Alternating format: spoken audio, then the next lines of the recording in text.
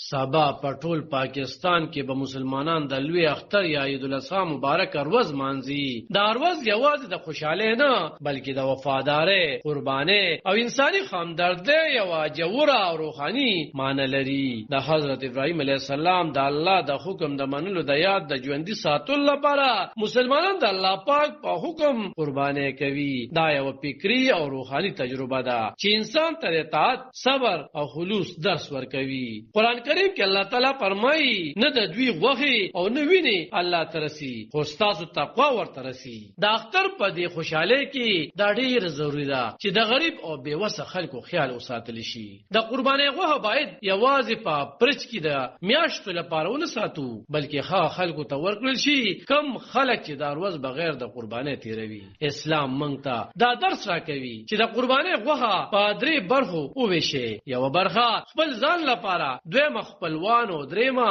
پردو محتاجو ته ورکړو، ځکه چې دا د قربانۍ غوښه دغه محتاجو لپاره د یو لوی نعمت نه کم نه وي او دغه بیوزله کورنۍ ماشومان هم ورته ډېر خوشاله وي. د کارپوهانو د وینا تر مخې چې کله قرباني وشي د څاروي نه سرمن لرې کړل شي نو غوښه دې لږه یخه کړل شي او بیا دې کټ کړل شي.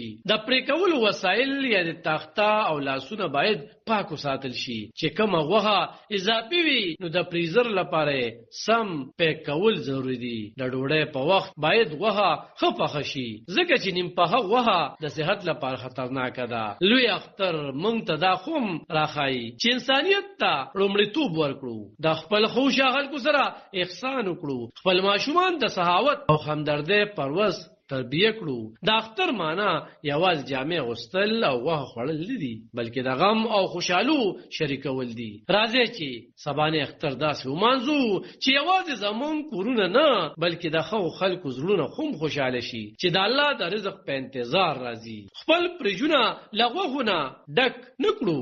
دا ورځ یوازې د څاروي د قربانۍ نه بلکې د خپل نفس، غرور او خودغرضۍ قرباني هم ده. عالم خان شیرپو، دلبر نیوز 400.